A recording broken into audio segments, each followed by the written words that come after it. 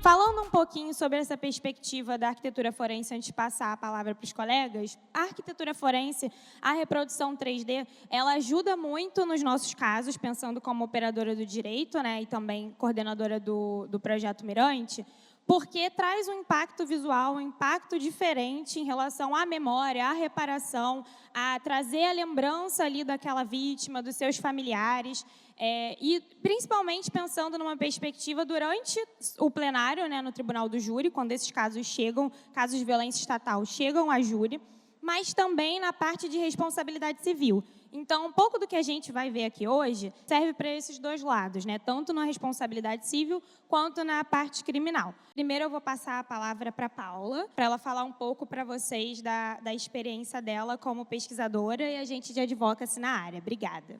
Bom, eu vou apresentar um pouco o que é a área, né, da arquitetura forense, como que ela se forma, uma abordagem um pouco mais teórica da metodologia.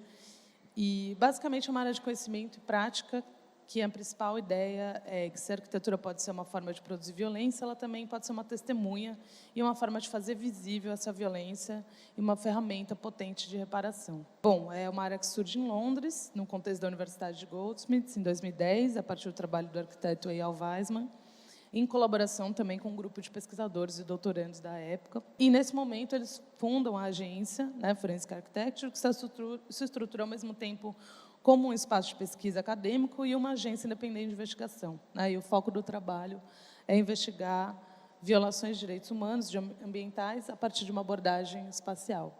O que a arquitetura forense faz é mobilizar, então, ferramentas da arquitetura, como mapas, cartografia, modelagem 3D, georreferenciamento de dados, para reconstruir eventos, analisar dinâmicas de violência e produzir evidências que possam ser usadas em contextos jurídicos, institucionais e também tem uma incidência política, né? Então, trabalham com advogados, organizações de direitos humanos e com as comunidades afetadas. E tem um trabalho forte também no campo da arte, né, exibindo as investigações também em museus, em bienais, etc.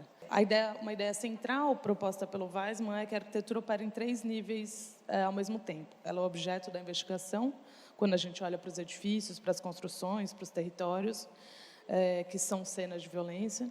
Ela é um método também, através do uso dessas ferramentas espaciais e visuais para analisar, para ler esse objeto, esse ambiente. E é também a forma de apresentação dos resultados por meio de mapas, modelos, animações e reconstruções para fazer visível o que aconteceu. Em termos gerais, a arquitetura forense parte da ideia de usar a arquitetura como uma forma de investigar um mundo em crise estética, né, especialmente num contexto contemporâneo marcado por uma saturação de imagens, uma aceleração da circulação de dados, de informações e disputas em torno da verdade, né? Então, a gente está falando de um cenário de vigilância intensa, né, de circulação massiva de dados e também de uma crise epistemológica, onde os limites entre evidência, narrativa e desinformação se tornam cada vez mais nebulosos, algo que se intensifica ainda mais com o avanço de tecnologias, como a inteligência artificial, né? Uma ferramenta que começa a dominar os discursos e produções e deixar cada vez mais nebulosos esses limites entre realidade e fake, né? E é justamente nesse contexto que surge a demanda e também a possibilidade de desenvolver métodos capazes de ler, organizar e interpretar esse fluxo de dados, né, e imagens. Então, o objetivo é conseguir estabelecer relações de causalidade e responsabilização, ou seja, conectar um evento de violência lido muitas vezes de forma fragmentada a quem causa essa violência, né? Algo que é muitas vezes difícil de demonstrar nesse contexto de disputa de narrativas, que é esse ambiente que a gente vive hoje, né? E essa fragmentação, esse apagamento de dados, né, essa fragmentação da informação, não só existe por conta dessa saturação, né, característica da contemporaneidade, mas como algo estrutural também da violência colonial, de como ela se apresenta e como essas tecnologias acabam também criando maneiras atualizadas dela se perpetrar. Bom, então, ao invés de ver essa saturação de imagens, de vídeos e dados como um obstáculo, a arquitetura forense passa a operar com esse excesso como um recurso. A ideia, então, é que, a partir das ferramentas espaciais, esses fragmentos de informações, como, por exemplo, fotos e vídeos que as pessoas postam nas redes sociais, por exemplo, são localizados, né, no tempo e no espaço, muitas vezes em modelos 3D, permitindo sincronizar diferentes fontes e colocar elas em relação umas às outras, né? Esse é um dos princípios metodológicos, mas não o único, né? Mas é nesse processo que as informações e imagens passam a operar como evidência, né? Ou seja, esses registros, esses fragmentos, esses cacos de um vaso quebrado, com as ferramentas certas, podem ser lidos, né? E uma informação que parecia desconexa se conecta a outros cacos de informação, formando uma cena, né? Fazendo visível o que antes era mais difícil de enxergar a olho nu e memorializando histórias apagadas de violência. Por isso, nesse sentido, a arquitetura se torna um dispositivo óptico, uma forma de enxergar nesse ambiente midiático denso e, de certa forma, um tipo de hackeio, né, dessas ferramentas que articula diferentes tipos de conhecimento, né, a análise espacial, de imagens, dados, mas também saberes jurídicos, científicos e, fundamentalmente, o conhecimento das pessoas e comunidades afetadas. E, ao longo desses últimos anos, a arquitetura forense vem se expandindo de forma significativa, ela passa a informar não só grandes organizações de direitos humanos, Anistia Internacional, Human Rights Watch, mas também veículos de mídia, como New York Times, Financial Times, que produziram suas próprias áreas de investigação visual, que contribuem, inclusive, para uma saturação dessa linguagem. Mas, ao mesmo tempo, esse repertório técnico-metodológico também começa a ser apropriado por outros atores, né, agências independentes, pesquisadores, movimentos sociais e organizações de base, né, como muitas das pessoas que estão aqui, e que passam a traduzir e adaptar, incorporar essas metodologias e refinar elas também para os seus próprios contextos, né. Então, esse movimento dá origem a um ecossistema mais distribuído, formado por redes de coletivos, estruturas mais autônomas, muitas vezes liderados por agentes que estão diretamente inseridos nos territórios investigados, que vão expandir essas práticas para outros contextos e outras urgências políticas, né? Então, no meu mestrado, eu cheguei a mapear algumas dessas agências e os seus campos de atuação. Esse mapa está bem desatualizado ainda, principalmente nos últimos anos, teve um crescimento importante dessas iniciativas, principalmente no contexto latino-americano. Mas eu queria evidenciar um pouco como se dão essas relações, assim, né? Porque enquanto algumas agências baseadas na Europa, né, costumam atuar de uma forma um pouco mais guarda-chuva, um pouco se projetando para além dos seus próprios territórios, a gente vê que as agências latino-americanas, por exemplo, têm relações ali que estão um pouco mais próximas dos seus contextos, né? E isso também implica em desafios e formas diferentes também de atuação, né? Trabalhar na Palestina, numa agência na Palestina, por exemplo, envolve outras condições, necessidades, outras formas de estruturar narrativas, outras formas de reparação. Assim como estruturar uma iniciativa dentro do Complexo da Maré também exige outros saberes, né? Outras estratégias e outras formas de buscar essa luta por direitos, né? Então, a gente está falando de um campo em expansão, não só da arquitetura forense em si, mas também de um uso mais amplo de tecnologias espaciais e visuais aplicadas à investigação de violações. E, nesse processo, vão emergir novas linguagens, novas metodologias e formas de análise que têm que estar mais atentas aos seus contextos, né, às relações que se dão dentro dela e a forma de disseminação desses achados e, principalmente, como fazer uma articulação política. Entender a metodologia, né, como a Paula explicou para a gente, é importante para a gente entender também o que a gente pode coletar de dados e informações no território. Então, essa coleta de dados, de informações, de tudo o que aconteceu ali no momento do fato é essencial para que o caso se desdobre depois e a gente chegue, né, nessa parte do trabalho, porque sem esse trabalho inicial é impossível chegar nessa parte final. Since Paula already started with a great introduction into the work of forensic architecture, I'm going to dive a little bit deeper, presenting you a case that has some similarities with what's going on in Brazil in the context of racist police violence. On 19th of February 2021, 9 people were murdered in a racist terror attack in Hanau, Germany. And this project, this investigation, is not only about reconstructing the incident, which involved not only the perpetrator, who was a right-wing racist extremist, but also the police. And effectively it tries to show or look into the systemic violence of the state and the police and how it leaks effectively to the individual which commits such a racial crime, and how these two interact. We were commissioned by the initiative 19th of February. So the initiative is a a grassroots initiative which was shaped in the immediate aftermath of this racist terror attack. They were the families of the victims of this violence, their lawyers and other activists who were pushing since day one for accountability, for justice, for answers to many open questions that were raised about that night, what the incident was, how the police reacted to it, and how this could have happened in the first place. So we analyzed many different forms of documents. We looked into pictures, videos, reports from the police, from witnesses, and using all that, we tried to understand and reconstruct as much as possible how the events of that day unfolded. So the incident happened in Hanau, a small town near Frankfurt, a city in the south of Germany, where the perpetrator murdered 3 people in the city center and another 6 in a close-by bar, effectively. And later he went to his home close by, he killed his mother and himself, while the father was supposedly sleeping in the upper floor. Now, we tried to answer a couple of questions that I'm going to present to you here. One was the claim of the father, who said that he did not hear any shooting when the perpetrator was there and he killed himself and his mother. Many believed that the father and the son, they were sharing the same ideology, and the police immediately accepted his testimony and released him. The other question, which we're going to come back to it later, is about how the police operated. There were a chain of mismanagements and failures that happened that night.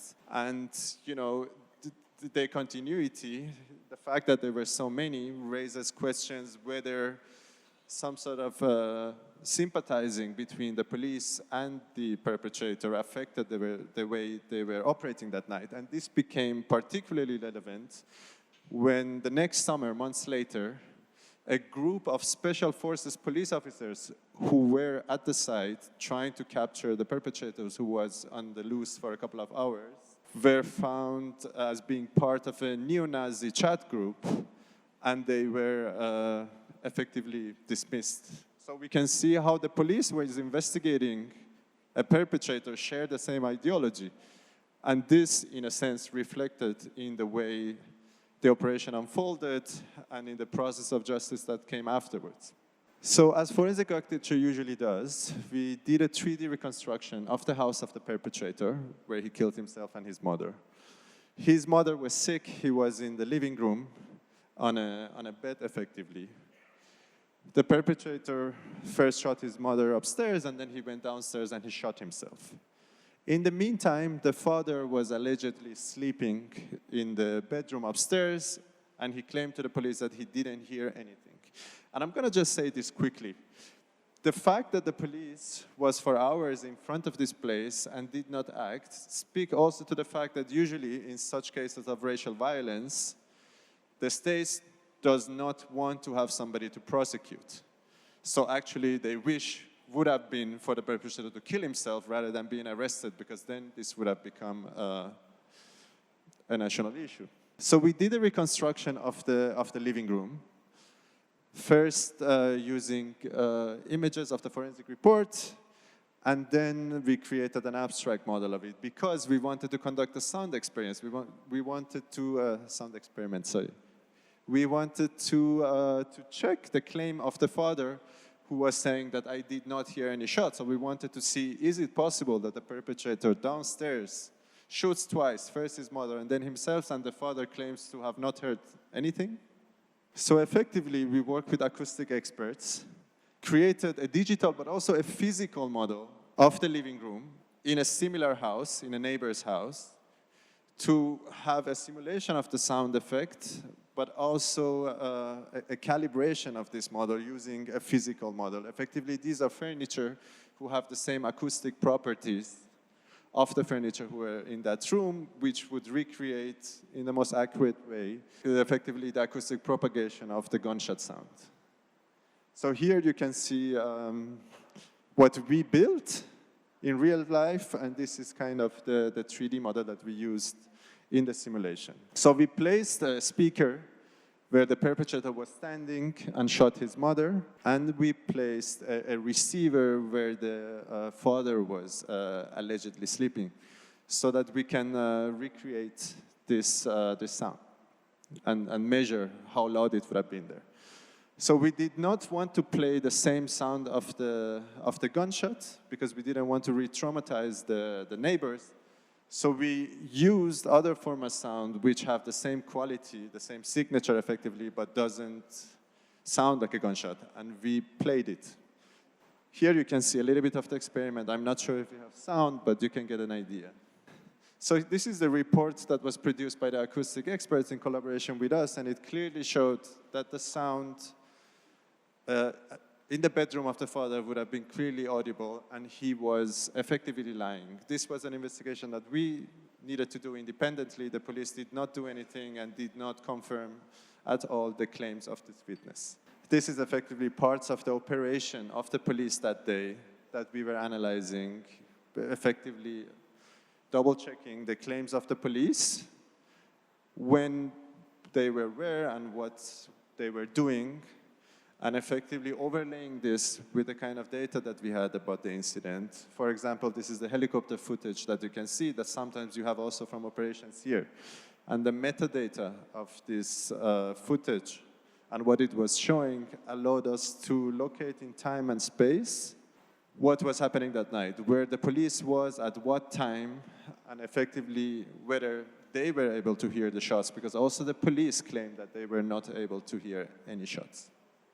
So besides the close work that we were doing with the team at Hedges, effectively training them in forensic architecture tools and methodologies, we did this separate class with them and with students mainly of architecture at UFI University, taking a case study from Miranci and going through the investigation step by step and teaching the methodologies to our amazing students. I just want to ask you not to take any pictures of this because these are part of an investigation that is still ongoing, so we don't want any material of it circulating online. O trabalho dele no Projeto Mirante é incrível, assim, isso auxilia muito em todos os casos. E ouvindo ele falar, primeiro exemplo, né, de que queriam um culpado, eu me lembro muito dos nossos casos de letalidade policial que a gente trabalha aqui no estado do Rio de Janeiro, que sempre querem um culpado e sempre querem culpar as vítimas. Então, a investigação, ela é, aqui, né, nos nossos casos, ela é completamente enviesada para buscar criminalizar a vítima, aquela pessoa que foi morta. Então, é o que a gente mais vê nos casos, o que a gente vê em quase todos os casos do Projeto Mirante, essa falha na cadeia investigativa, que eu não sei nem se dá para chamar de falha, né? Porque me parece algo proposital, completamente enviesadas para um lado, que querem criminalizar as vítimas de letalidade policial nos casos aqui no estado do Rio de Janeiro. Então, como fazer ver e fazer ouvir a violência de Estado no contexto brasileiro, né? Quando o material investigativo oferecido pelo Estado aos familiares de vítimas que moram em favelas e periferias é muitas vezes inexistente ou de baixíssima qualidade. Eu não sei se vocês viram um pouquinho na investigação que o Ashkan mostrou, as imagens que a gente teve que usar para poder entender a trajetória no corpo do sobrevivente, né? Imagens preto e branco, sem nenhum tipo de definição, textos mal escritos, etc. Então, a gente tem que lidar com esse tipo de material o tempo todo, né? O que a gente consegue resgatar daí? E aí, nos poucos casos onde acontece a perícia, como foi esse caso, e por causa da pressão do movimento de mães, tá? A perícia acontece por causa da pressão dos moradores e dos movimentos de mães. Nos poucos casos onde a perícia acontece depois de um homicídio praticado pela polícia, por exemplo, a produção dos laudos fica a cargo de agentes que são vinculados à instituição violadora, são vinculados à Polícia Civil, né? Então, como pensar processos alternativos de produção de evidências no Rio de Janeiro, já que não existe um excesso imagético, né? A gente não tem um excesso que a gente precisa organizar. Não tem um excesso imagético, informacional, que precisa ser organizado, apurado, filtrado e depois reorganizado, talvez, numa investigação visual. Pelo contrário, né? Em casos de violência policial aqui, existe sim um grande vazio, né? Um apagão sistemático de imagens e de sons. Como usar as metodologias da arquitetura forense para produzir imagens que ainda não existem, né?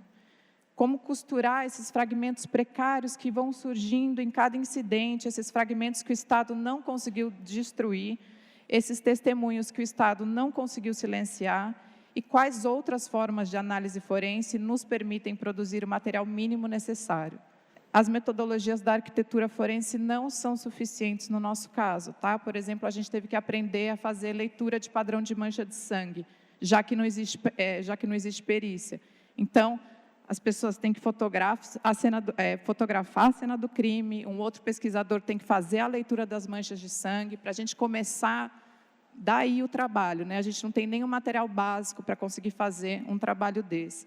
A gente começa do zero mesmo, né? A gente tem que aprender anatomia, enfim. Então, porque apesar do esforço estatal voltado à não produção de provas e, portanto, à produção de impunidade, a ausência ou baixa qualidade de laudos periciais, confisco de câmeras de moradores, ameaça a testemunhas, etc., a violência sempre deixa vestígios, e é com a esperança de conseguir detectá-los que nós fazemos o trabalho. Gostaria só de mostrar um vídeo com trechos de algumas investigações que a gente realizou nos últimos anos, para vocês entenderem um pouquinho visualmente como é que a gente apresenta o trabalho, as metodologias que a gente usa e que casos que a gente consegue pegar. Não são todos os casos de violência policial que a gente consegue trabalhar, porque a gente precisa ter um material mínimo de trabalho. Né? Se a gente, por exemplo, não tem nenhuma fotografia, se a gente não tem o diagrama de ferimentos da vítima, se a gente não tem informações sobre os órgãos atingidos, por exemplo, dificilmente a gente consegue entender como que aquele tiro atravessou o corpo da pessoa, qual é a trajetória desse disparo, aonde estava o agressor, aonde estava a vítima. Então, infelizmente, muitos e muitos casos a gente não consegue trabalhar. Então, vamos lá, né? Eu não vou conseguir entrar em detalhes, mas o nosso objetivo, na maioria dos casos que eu vou mostrar, era confrontar a versão policial de legítima defesa. Vou tentar explicar brevemente como essas investigações foram conduzidas, quais ferramentas a gente usou, metodologias e saberes que foram aplicados na tentativa de furar esse apagão que a gente tem que lidar, né, para começar a trabalhar. Então, Jonathan de Oliveira Lima era um jovem morador de Manguinhos, de 19 anos, que foi morto com um tiro nas costas, disparado por um policial militar, em 2014. Jonathan é filho de Ana, sobrinho de Patrícia, duas fundadoras do movimento Mães de Manguinhos, e foi graças à luta delas e de outras mães do bairro que o policial foi denunciado. Então, para vocês entenderem do que eu estou falando quando eu falo de apagão, tá? Nos autos do processo não existe nenhuma imagem a não ser o diagrama de ferimentos. Não houve perícia de local, não foram feitas fotografias ou exames de imagem do corpo. A cena não foi preservada e foram os moradores que, ao verem o Jonathan ferido, prestaram os primeiros socorros e o levou de moto até o hospital. E foi também graças aos familiares de Jonathan que a testemunha ocular do homicídio foi encontrada, né? Então, tem esse trabalho dos moradores do território afetado de ter que ir procurar testemunhas, de ter que fazer a documentação da cena do crime, ter que fazer a coleta de evidências, né? E aí, essa testemunha ocular foi encontrada, uma senhora que também é mãe de vítima, e ela lembrava em detalhes do acontecido. E ela contou tudo o que ela sabia, de forma muito corajosa, né? E aí, aqui eu quero trazer um dos pontos mais importantes desse tipo de trabalho, que é escutar com muito cuidado aqueles que são tratados como testemunhas não confiáveis pelo sistema de justiça. Os familiares, os moradores, os amigos das vítimas, etc. São eles que sabem o que a polícia faz e como a polícia faz. Na maioria dos casos, o resultado do nosso trabalho técnico acaba sendo apenas uma confirmação daquilo que o morador já sabia, que tentou contar, mas não foi ouvido. No caso do Jonathan, a moradora contou em detalhes o que aconteceu, tanto durante a audiência quanto em loco. Eu fui lá e ela me mostrou o local onde estava o agressor, onde estava a vítima, a posição de corpo do Jonathan. E depois a gente fez o teste no ambiente 3D, e o resultado foi exatamente aquilo que ela tinha me contado. A partir do cruzamento do testemunho, com as informações médicas sobre os ferimentos, informações sobre o corpo do Jonathan, medições do local, posicionamento corporal do policial, entre outros, nós conseguimos reconstruir da forma mais aproximada possível a dinâmica do homicídio. Eu estou mostrando só a parte 2, né, que é a partir do testemunho da moradora, mas tem a parte 1 que a gente testa a versão policial, né? A gente testa o depoimento, a partir do depoimento, do que ele conta sobre onde ele estava, que posição que ele estava, onde o Jonathan estava, a gente faz esse teste no ambiente virtual e a gente conseguiu mostrar que o que ele estava falando era mentira, e aí a gente faz a versão 2, que é a versão da moradora, cruzada com os documentos que a gente tinha, informações médicas.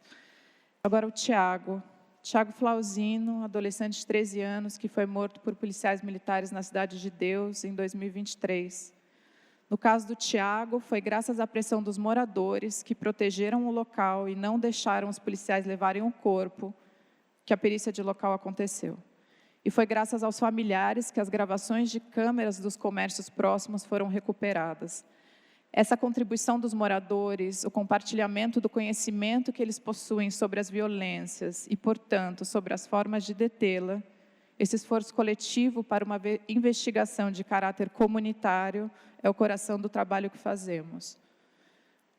O caso do Tiago, ele é muito complexo para eu explicar tão rápido assim. A gente teve que fazer cruzamento de todas as câmeras que estavam nos comércios próximos. Eu só quero mostrar para vocês um pouquinho como, né, a cara que tem esse tipo de trabalho e um pouquinho do que aconteceu, que a gente conseguiu ver a partir da análise quadro a quadro das gravações. Foram essas imagens coletadas e produzidas pelos moradores e familiares que nós analisamos quadro a quadro, de forma sincronizada, para confirmar que não houve confronto e que os policiais desceram do carro atirando em direção a Tiago e seu colega, que felizmente sobreviveu.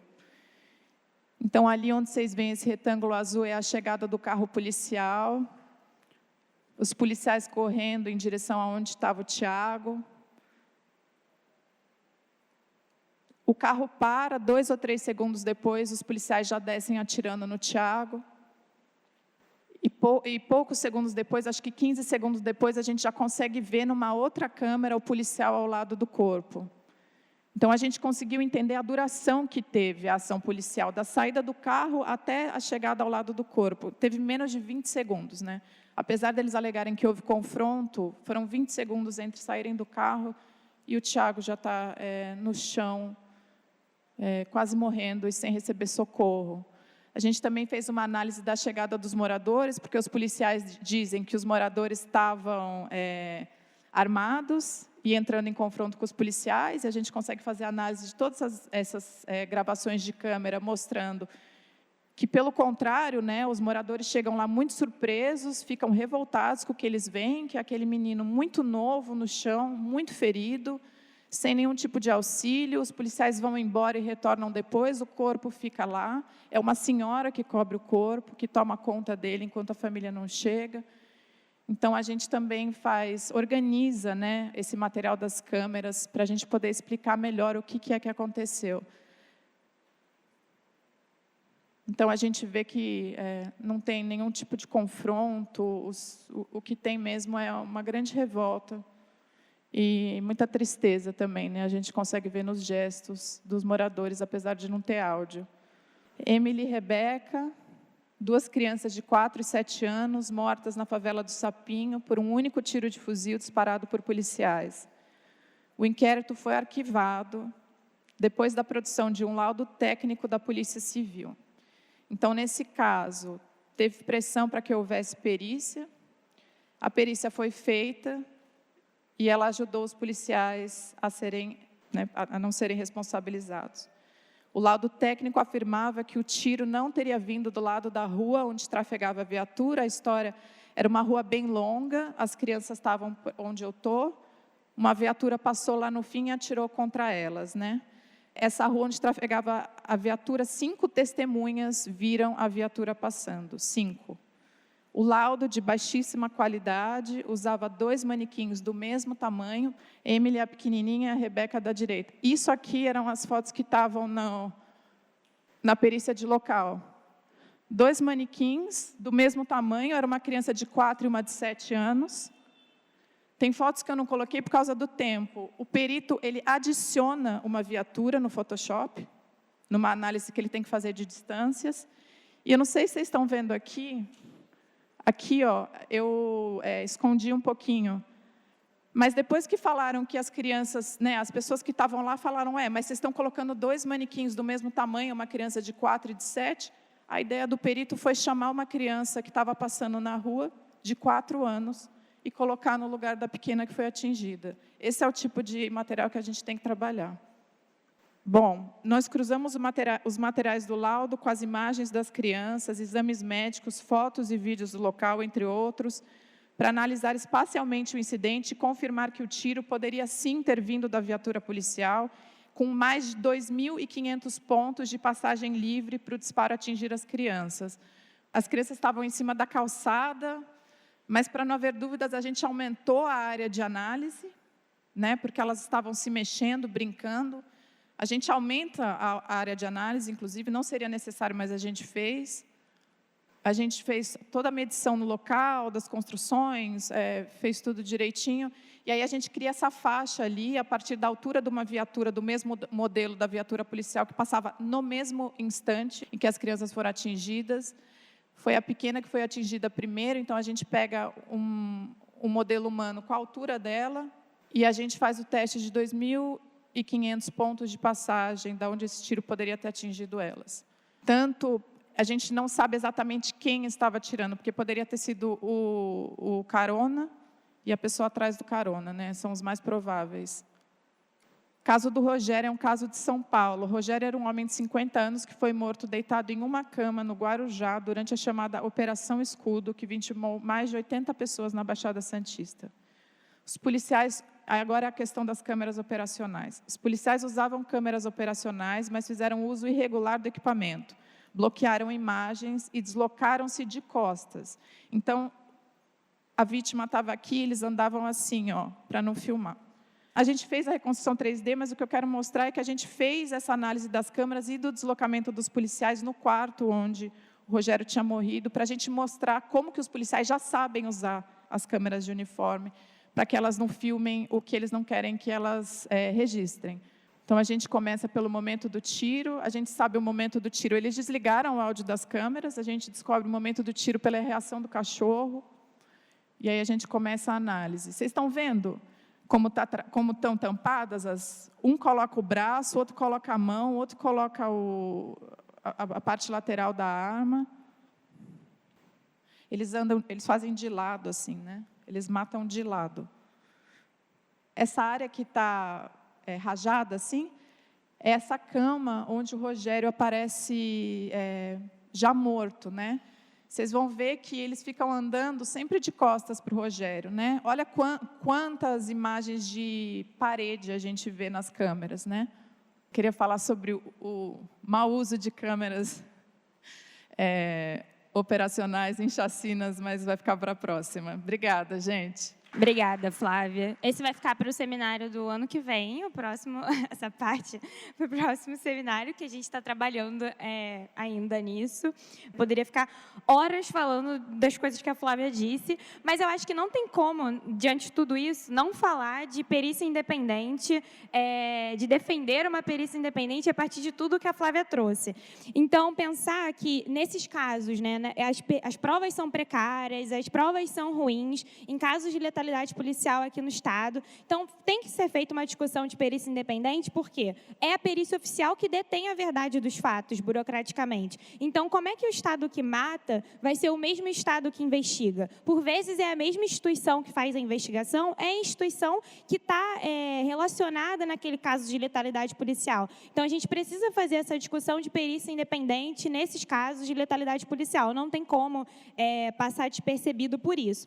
E aí, fazendo uma conexão com a arquitetura forense, a pensar também, e a arquitetura forense vem nesse movimento também de independência pericial, independência dessas provas, trazer uma outra perspectiva, outra construção de verdade, construção de memória ali daquelas pessoas envolvidas no caso. Ouvindo a Flávia falar até da credibilidade, né, que conferem, né, o sistema de justiça confere mais credibilidade e menos credibilidade para algumas pessoas que estão ali, né, como testemunha, enfim. E aí eu fico pensando se uma provocação mesmo para a gente pensar. A arquitetura forense também de quem vai ter acesso a essa ferramenta tecnológica, né? É uma nova ferramenta que a gente tem usado bastante. Então, pensar num risco de dessa dependência tecnológica em contextos de desigualdade. Como é que isso vai ser aplicado? A partir de qual perspectiva? Por exemplo, pensando a partir do projeto Mirante, nós atuamos em casos das defensorias públicas, porque acreditamos no modelo de acesso de justiça gratuito e igual para todos. Então, pensar em como a gente vai articular essas atuações, isso aqui que pode transformar realmente um caso, pensando a partir dessas desigualdades também jurídicas, políticas e sociais que envolvem todos esses casos, né? Então, porque reconstruir o espaço também é reconstruir uma possibilidade de justiça para essas pessoas, principalmente as que são mais afetadas pela letalidade policial, fazer com que isso não fique segregado para uma certa classe social, para determinados espaços, pensar isso para todos os lugares e, óbvio, principalmente para os mais afetados na letalidade. Eu acho que é o que todo mundo aqui faz, é o que todo mundo aqui trouxe hoje, foi um prazer ouvir todo mundo. Queria agradecer novamente à Redes pela oportunidade, por essa mesa, esse evento incrível, e convidar vocês também para aproveitarem a próxima mesa, os GTs da tarde, e amanhã tem mais evento também. Obrigada.